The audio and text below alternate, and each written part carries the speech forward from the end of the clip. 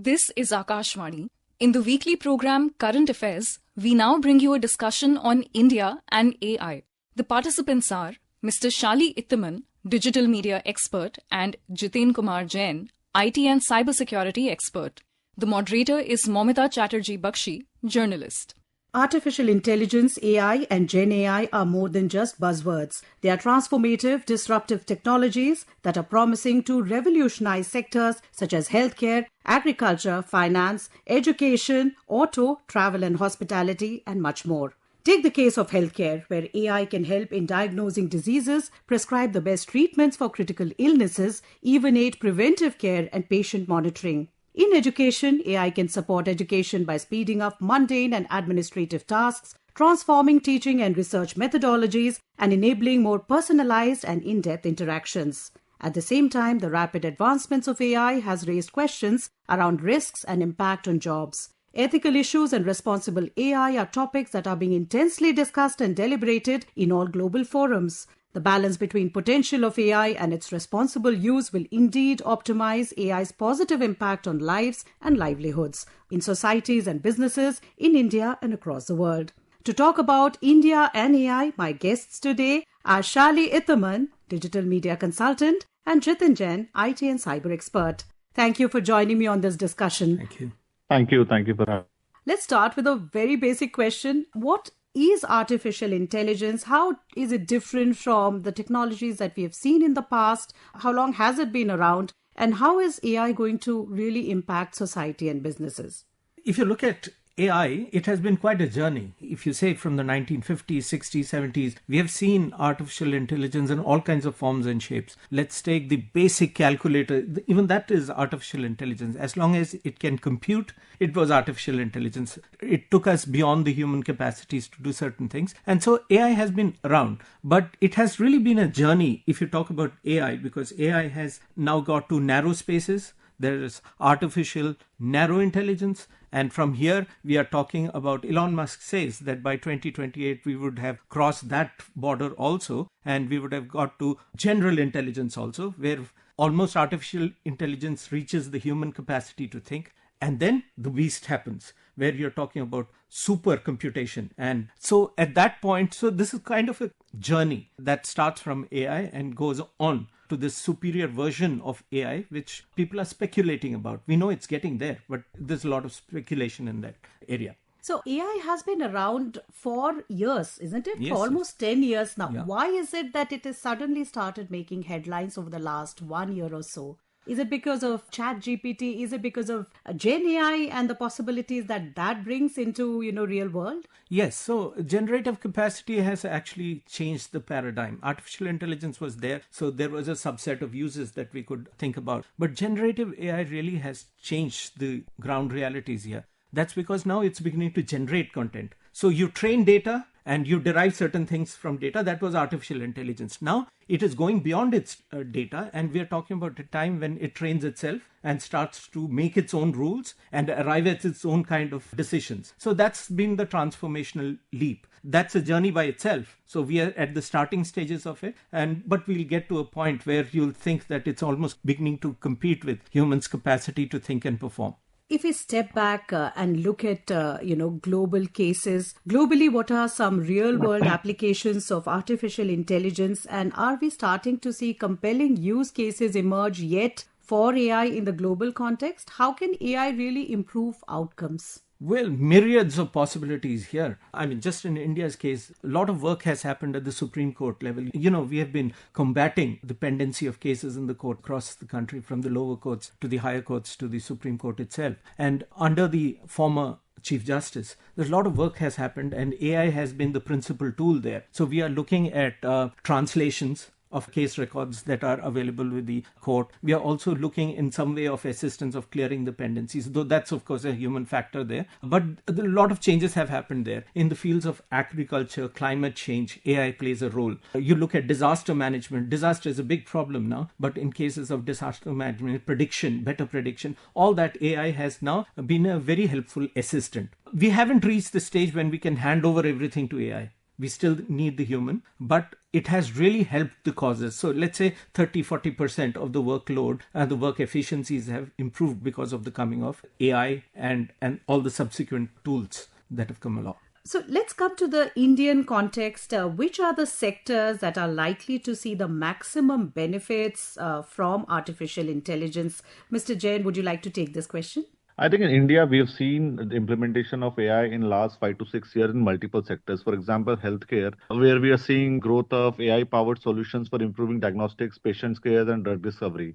Tamil Nadu is one state where they have this e-Paravi portal to detect cataracts, using your X-rays and eye vision and all. But the point is for health, you see, we in India, if you go to rural villages, the infrastructure of healthcare is not up to the mark when you compare it to urban cities and all. And then that same goes for the quality of doctors. So you would recall 7-8 years ago, IBM introduced a tool called IBM Watson, which was basically assisting doctors in diagnostic of several things like cancer. For example, suppose if particular doctor sitting in a rural area who's just got an MBBS degree, who doesn't have an MD or a postgrad, he's prescribing certain medicines to a patient. So the AI would pop up saying that in 500 cases with similar symptoms, this particular dosage has been prescribed in this quantity, you may like to reconsider. So AI was used in an assistive state to help a doctor in healthcare. We have seen use of AI to analyze X-rays and give reports. We have seen use of AI by diagnostic labs to prescribe a likely treatment or indicative treatment for certain parameters when you go for blood tests and all. So, healthcare is going to use AI in many different ways when it comes to analyzing data, analyzing X-rays. We're talking about smart AI being used for healthcare by Google, where, you'll be able to, detect several illnesses by using a mere eye scan. So that's number one. Second, we have used AI in defense and security of India. In Indian forces in the last 4 to 5 years, almost all police forces have been using facial recognition systems to detect, suspicious elements, suspicious activities like carrying weapons or identifying terrorists which are in the databases. And that has all been done using AI and facial recognition. So that's two. Third, AI now is being proactively used in agricultural sector for precision farming, for predicting climates, for predicting crop patterns, for predicting how much quantity of pesticides you want to use. So I think there's going to be multiple sectors. In financial ecosystem, we are seeing, use of AI for fraud detection. So there is a pattern of transactions in a particular account. The system is able to alert the bank, system is able to alert the authorities, system is able to, alert, in case if there's a tax evasion because of multiple suspicious invoices. So in many ways, we are still in the beginning of, AI revolution in India. But we are moving on to it. We are using AI in defense now. You have seen autonomous weapons being used by Indian Air Force, swarm of drones. And they're all using homegrown AI. So in many ways, India is still in the beginning of its journey, but we are catching up with the world.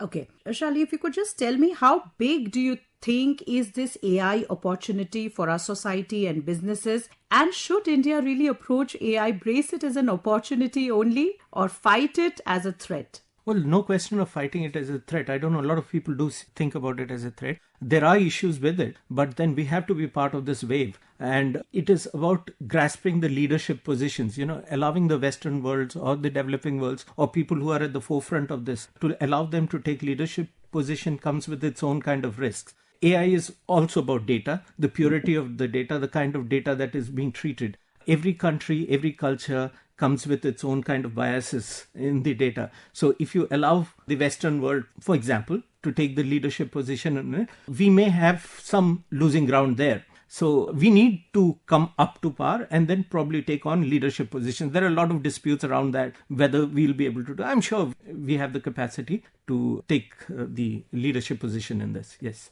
So in March this year, the Union Cabinet approved over rupees 10,300 crore for India AI mission. How do you see the India AI mission driving India's aspirations to be at the forefront of AI innovation? And where do you see India in the AI race in, say, the next 5 to 10 years? And I would want both my guests to jump in on this question. So I think there are three fundamental challenges India has been facing, as my fellow panelists was rightly pointing out.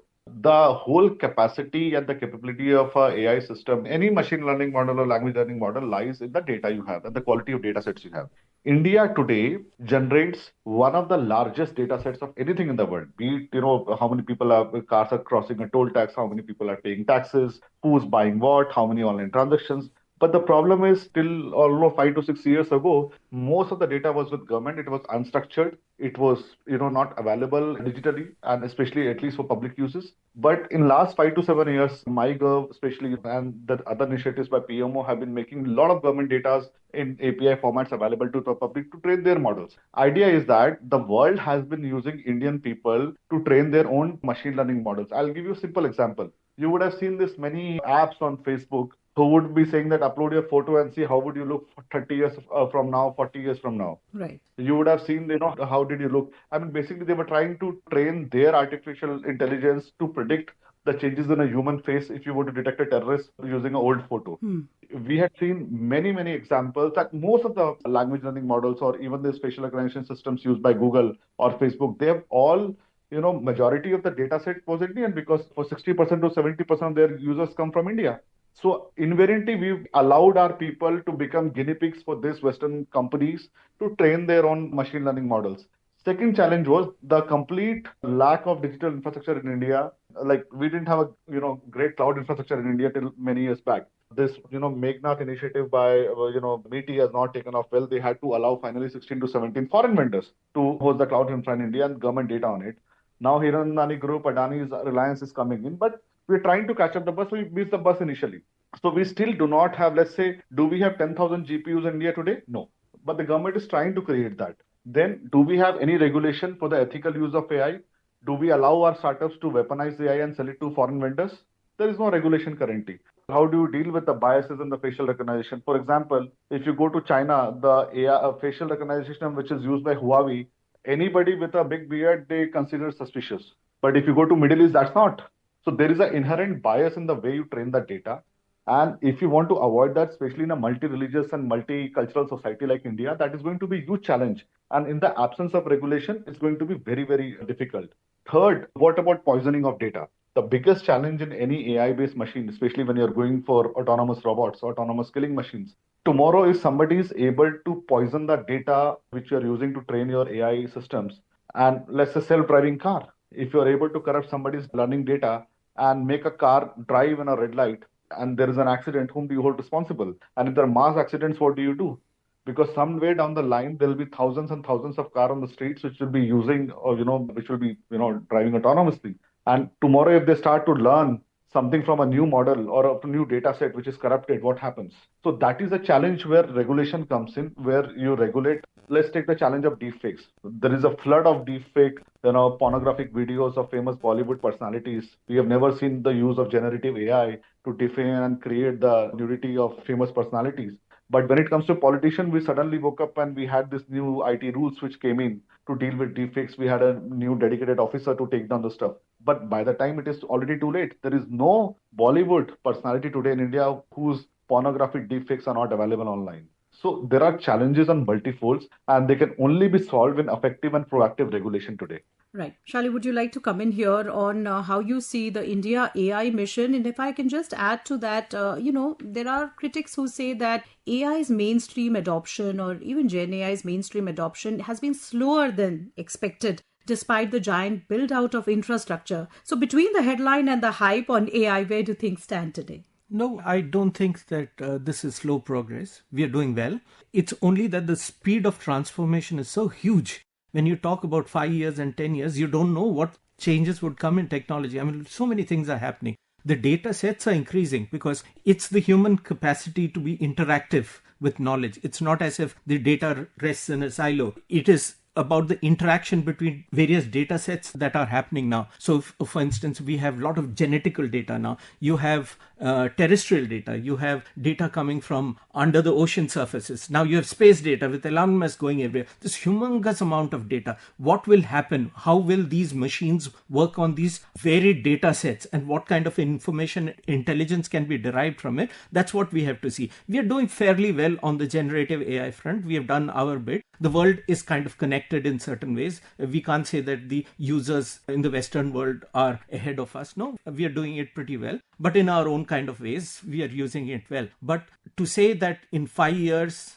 would we be up to speed? That's a difficult thing to say, because the question really is, where would technology be taking us 5 years from now? I can't see that. 5 years from now, there will be revolutions and changes happening in that technology. So many things are happening now. So that is where the question is. If we have started well now, we'll end up well. If we are slow to start, then we'll be late to arrive also. So that's being the case here. Do you think the India AI mission and the amount of funds that are being earmarked for it would be a good starting point for us to capitalize on AI in this whole race for artificial intelligence? Absolutely, absolutely. For the first time, this is my assessment, even as a journalist, my assessment is that the government is doing very well on this because it has taken a leading role here. In the past, what we see has been the government is late to arrive on the scene. Now it has taken a leading role, which is a very good thing to do. It is not for the individuals to do. A lot of things are happening at the individual level, at the private level. But we do need government to encourage it, take a role there. And like Jitin was saying, ethics is a big problem. And it is not a black and white area. There are so many gray segments to cover there. So the coming of the government is very useful. And I think they're doing a fabulous job right now. I want to double click on this issue of AI systems posing risk. And Jiten, I know that this is your area of expertise. So I wanted to ask you, how do you look at the AI LLM-led world in the context of this whole debate around AI safety, AI bias, data usage related to AI, privacy, deep fakes? How do you worry somewhere about this race towards AI and the dangers associated with recklessly running on that path? See, there are two approaches a society could take. You could have proactive and preventive legislation where you define what kind of research you can carry out, what kind of product you can make, and what kind of product you can make available in the market. And fourth, if a product which is already available in the market or research which is already available in the market which do not conform to your laws, how do you take it off? For example, there are at least 100 sites which are available in today where you can just upload anybody's photos and you can strip them of clothes. And that's simply using, these learning models. And there is no regulation around it today. There is nothing which says that the government needs to proactively ban these sites. I mean, somebody could file a complaint with the police station or the ministry saying that somebody has made a profane photo of mine using this tool. The photo could be taken down, but then nothing in the law says that you have to take the site off. So what do you do with that? So I think there could have been four steps. If we had a good proactive legislation, we could have said that this kind of research would not be carried out. If this kind of research was carried out for academic or research purposes, a product will be not made available. If you had a product or similar thing, you would not make it available for commercial use. I mean, you might want to have similar technologies for, again, finding out more about a terrorist or a suspect. But that's absent today. And in the absence of that, the foreign people who are into this mischief, selling this, subscriptions of, let's say, $10 and you can strip 20 women, all this nonsense is happening in our society. How do you deal with that? Second, so that's the problem for saving the, image and the morale of a society. How do you deal with that? Second, I think, let's say Starlink. Tomorrow, if Starlink satellite services is to be allowed in India, they would be sitting on a massive amount of data sets which can be used, to analyze metadata, to analyze browser patterns of a society, to analyze search history of a society. Whole Google search base, works on the data, and SpaceX will have a similar data. Imagine foreign company having access to the subscriber history or the browsing history of every citizen of a foreign country. You could do huge stuff. You could manipulate elections. You could use it for precision advertisements. You could do it for election campaigns. You could do n number of things.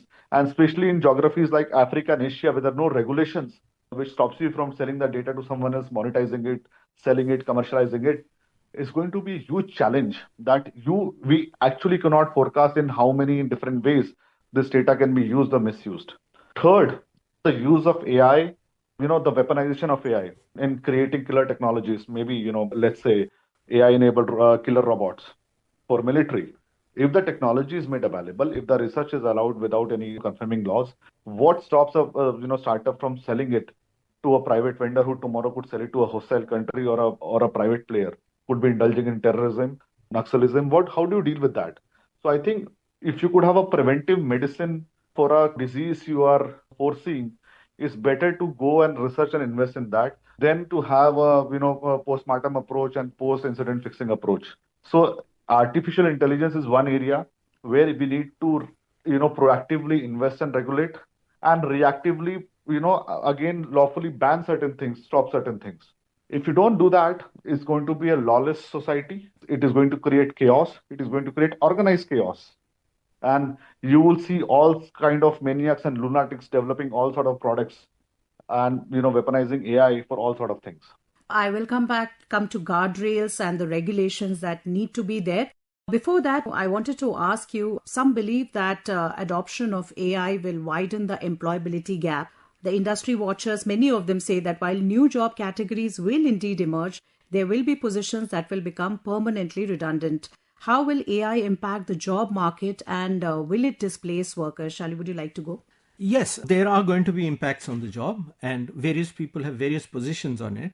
There was an interview with Elon Musk when he says that we have to talk about minimum wages for all people, which means there's like a universal wage kind of a universal concept. wage for all peoples, which means that there is a time when we are foreseeing that machines are going to take a lot of our work.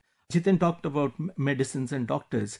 What prevents me from asking ChatGPT or any kind of GPT at a very advanced stage that what is wrong with me, what is my ailment, and what is the kind of treatment? Because it would have learned through so much data that is now evolving. Then what prevents it from taking over the GP's role? The general practitioner won't be needed. And what about advanced surgeries? Do I need a surgery? Do I not need a surgery? Can't the machines take that decision for me? They might, and probably better than human beings. If you just look at the health sector, earlier version of doctors, they would look at your nails, they would look at your hair, they would look at your poop quality, the pulse, absolutely. and then try to predict what is the kind of disease you have. But that was overtaken when the labs took over. Now you have a general standard by which you judge the health of a person. That can be automated. That's only pure data. Then why do you need a person there? So eventually, of course, if you were to ask any of these artificial intelligence tools, it comes last line, there's a disclaimer saying, do please consult a doctor. But that line is going to disappear very soon because they'll have the data and they'll be able to judge. So I think across sectors, you will see loss of jobs. But I'm against this word called retrenchment. What I say is that as long as you're mindless about it, you will stand to lose. You can afford to be heartless about it, but you can't be mindless. So if you continue in this race, if you learn with it, if you grow with it, if you plan for it, I think then we have some time before we start discussing this question of mass unemployment and so on. So it's a race. You have to keep along with it and then judge as you go along. Jitin, I'd like to ask you this question, but twist it a bit. The economic survey in July this year warned about potential challenges that artificial intelligence could present. And it said that corporate sector has a responsibility to think harder about the ways AI will augment labor rather than displace workers. How should companies, corporates actually approach AI, balancing their business goals with social well-being of workers? I think this is just PR English and mockery of what is coming and what is going to be the future. Let's take a simple example. Many hotels used to hire a receptionist, someone to respond to customer queries, someone to, ask or remind a customer to write a good review. And then a customer would say, okay, I'm busy, just write me for 5 lines, I'll post it from my account. And for this very simple mundane job, you used to pay someone 25,000 rupees. Today, you get a AI-enabled chatbot. It is able to respond to all customer queries. It is able to send reminders to a customer. It is able to write different looking reviews using generative AI. And it is again, able to interact with a customer and make him to post. So why would you pay someone 25,000 rupees per month when you can get a similar technology for 500 rupees a month? So obviously it is not going to be a company's responsibility to maintain jobs and you know that that job is not worth paying for. So what you need is a skill development or skill redevelopment. You need to provide your people different skills. AI will make new opportunities, but it is going to also create new harms. Let's say, for example, as sir was, discussing how AI is going to help medical sector. I mean, you could use AI in assisting a robotic surgery. You could use AI in assisting a doctor, but that also throws a challenge about, having a society of AI assisted quacks. Today, difference between a doctor and a quack doesn't have knowledge, but if he is able to just ask ChatGPT and start prescribing treatments, the society will face a diminished differential between a real doctor and an AI enabled quack. That's also a challenge. That how do you deal with that? You cannot simply pass a regulation and say that people should not use ChatGPT for asking for medical treatments. The regulation has to be on the product itself that AI, any AI-enabled tool should not answer any, medical queries unless it is used by a licensed doctor under a government supervision. So there are challenges. There are going to be multiple challenges, but wherever a company can cut any corner to save money using artificial intelligence, it will go for it, even if it causes job losses. So I think the only solution is to create new skills for the new employments. I also wanted to ask you what kind of guardrails should India be working on at this point of time and regulations? And I know that this is a sector you look at very closely. What kind of norms, rules, checks and balances, do's and don'ts do we need to craft out at this point of time? And also the current legislations, do they need to be updated, revised and relooked at? Because the whole situation, the landscape itself has changed with AI. I think government could, should, in my opinion, take a three-pronged approach. One is to, control the flow of data. We have to ensure that our internet population is not used as a guinea pig to train data sets and data models of a foreign company. And that could start with any company like Meta or Google indulging any survey and collecting data. I'll give you a very, very simple example. The biggest AI machine learning program which is running across the world, and we do not even know who's running it, is this CAPTCHA business. You would have seen earlier, if you go to a website, differentiate between a bot and a real user, they would throw a CAPTCHA that please answer what is 2 plus 1, right? We were able to answer 3, you will pass. Today, they are showing 5 different images and they're asking you to identify which one of them is a balloon, which one of them is an animal or a horse. Basically, they are training AI to identify different images which are blur, which are not difficult to identify by a human eye. So these are all data training models. So we have to stop that. We have to ensure that the data and the practices and this whole learning program using Indian citizens is only available to Indian government and Indian companies. Second, you also have to see while you curb all this, you do not actually stifle research. So research has to be beyond any regulation and laws. Allow any sort of research to happen, but control at the product and the product development level. Third, the biggest guardrail has to be about the weaponization of AI, especially in the defense sector and the financial sector. Today, a hacker, if he has to craft a malware, he doesn't need a 12-year-old skill set or he doesn't need degrees. He could simply go to a language learning program and say that please create a fake website for me with these capabilities and tell me where I can host it. Within 10 minutes, you have a fake website ready. You could ask, please create a ransomware for me code for educational purposes. ChatGPT will say, oh, this is the code, but it's only for educational purpose and you can use it for any purpose. So you do not need technical skill set today to carry out a scam or a fraud or a hack. And that's the challenge. That's what answers ChatGPT or any other language learning program or Gemini or any other, this program we rolled out by this global company should indulge into and should not indulge in. So that's going to be a challenge, that how do you limit access to certain destructive technologies, at least to a common citizen, without acquiring a license regulated by the government. Given India's goal to be amongst the 3 largest economies by 2027-28 and its ambition to become fully developed nation by 2047, how important is AI going to be in achieving those targets, one, and how important will India's AI sovereignty be in that whole piece? Shali, would you like to go first?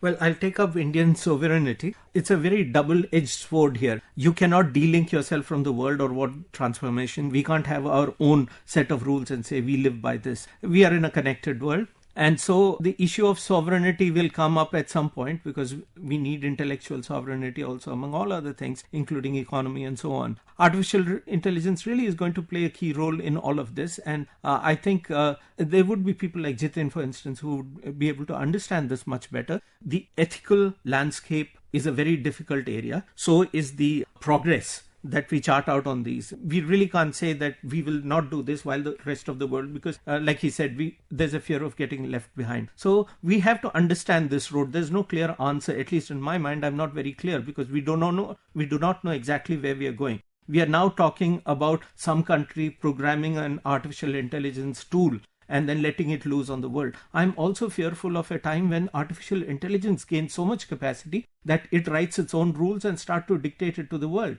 What then? And that's not very far away. 28 to 2038, we would be seeing the revolution of general intelligence coming in. After that, it's super intelligence. After super intelligence, we would have reached the 100 trillion parameter capacity of the robo, and it supersedes us. Then it is almost standing in front of you and taking over the world from you. This looks like science fiction, but I think this is really happening now. And we need to be at least aware of it. And we need to keep in the race and then try to see how we are going to determine our own path forward. It has been a wonderful conversation, Shali Ittaman and Jitin Jain. It was wonderful speaking to both of you. Thank you for taking out time. Thank you so much. Thank you. You were listening to a discussion on India and AI. The participants were Mr. Shali Ittaman, digital media expert, and Jitin Kumar Jain, IT and cybersecurity expert. The moderator was Momita Chatterjee Bakshi, journalist. This program was produced and presented by the News Services Division of Akashvani. You can listen to it on our mobile app, News on AIR. This program is also available on our YouTube channel, News on AIR Official. You may share your feedback about this program through email at airnsttalks@gmail.com or WhatsApp on 9289094044.